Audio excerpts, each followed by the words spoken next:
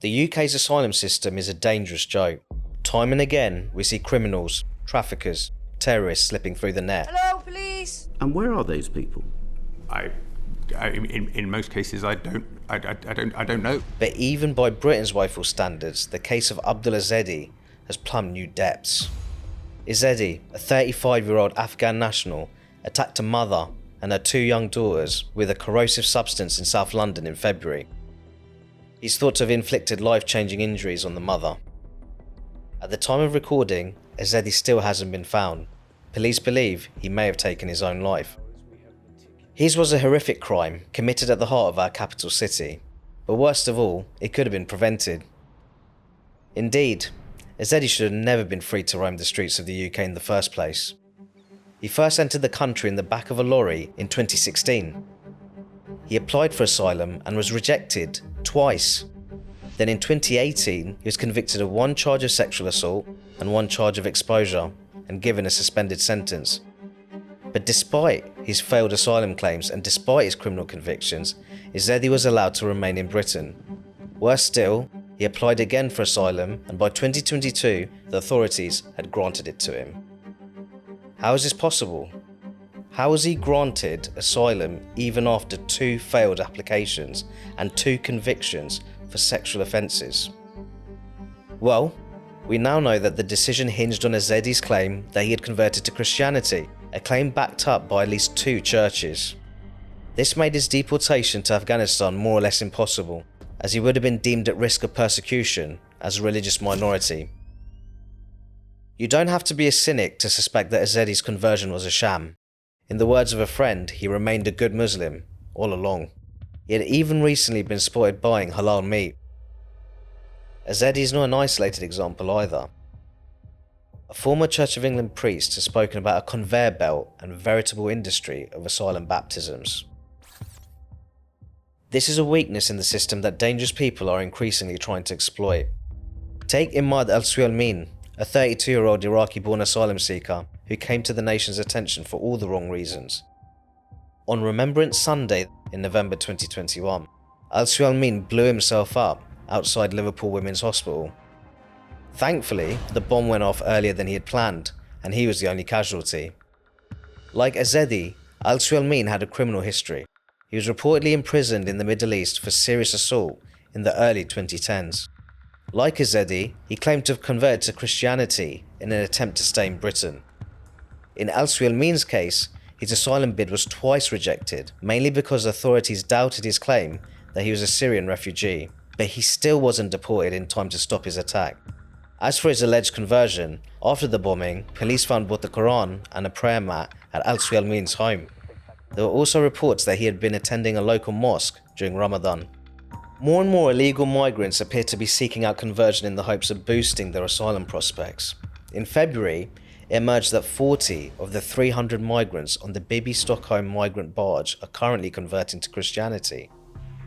Fake conversions are far from the only problem here. Our human rights laws are a much greater obstacle to a sensible asylum policy. At the moment, they're allowing numerous malign individuals to remain among us. At the end of last year, the Mail on Sunday revealed that an ISIS propagandist known only as S3 had won the right to remain in Britain on human rights grounds. He was granted asylum 18 years ago after entering illegally from Sudan. But in 2016, the security services discovered that he had been spreading pro-ISIS material on social media. The Home Office decided to strip him of his UK citizenship while he was abroad, but he managed to enter the UK illegally for a second time. According to MI5, S3 remains a serious security risk, but it seems like we're stuck with him. His lawyers successfully argued in court that depriving him of his UK citizenship and deporting him would breach Articles 2 and 3 of the European Convention on Human Rights, namely the right to life and the right to be protected from torture. This is despite the fact that he had been making regular trips back to Sudan without any issues, making a mockery of his claim that he feared for his life.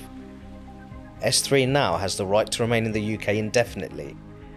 He has even been given lifelong anonymity, so his neighbours will be completely unaware that they live next door to a man who backs a barbaric death cult. Then there's the case of Albanian crime lord Kilosh Kolicaj. He was jailed for 6 years in 2018 for smuggling £8 million of his gang's ill-gotten gains out of the UK. The National Crime Agency has warned that he poses a threat to the public and is likely to return to a life of crime after his release from prison. Yet, the UK is powerless to deport him. He acquired dual Albanian-British citizenship in 2009 after marrying a British woman. He soon divorced her and married an Albanian national in 2013. She does not have British citizenship, but they have 2 children together. And so the Home Office's attempts to revoke Kolisar's citizenship and remove him have been blocked, on the grounds of his right to family life. How can this be right? How did we end up with an asylum system that can so easily be gamed? How did we end up with an asylum system that puts the welfare of sex offenders, gangsters, extremists, and acid attackers above the welfare of ordinary people? Clearly, we need a complete overhaul. We need to close the loopholes. We need to free ourselves from any legal framework that restricts our ability to make democratic, common-sense decisions about asylum policy, and we cannot afford to wait for another Abdul Ezedi to do so. This is not to say that we should pull up the drawbridge. On the contrary, it is right that Britain provides refuge for some of the world's most persecuted peoples. In recent years, we have provided a safe haven for Syrians fleeing civil war, Hong Kongers fleeing Chinese state tyranny, and Ukrainians fleeing Russian aggression.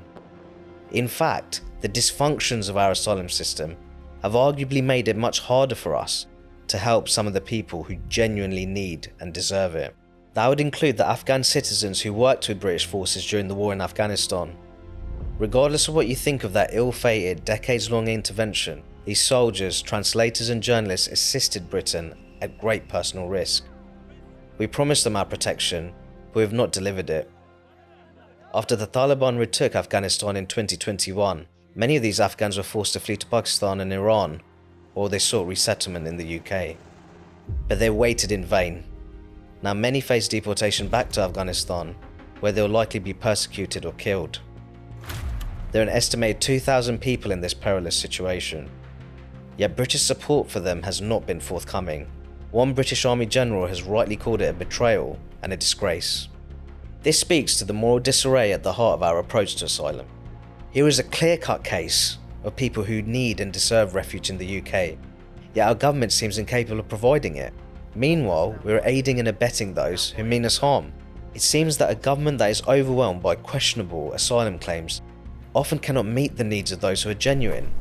What's more, the more that asylum becomes associated with giving refuge to sex offenders, crime lords, and ISIS fanatics, the more the public's patience will wear thin. There are no easy fixes to our asylum system, but fix it we must. We need root and branch reform, starting with stopping dangerous criminals and terrorists from taking advantage of our generosity. It's what the British people want. It's what they expect as citizens of this great country. And it's the only way that we can carve out a generous but sane asylum system that is ready to help those who truly need it.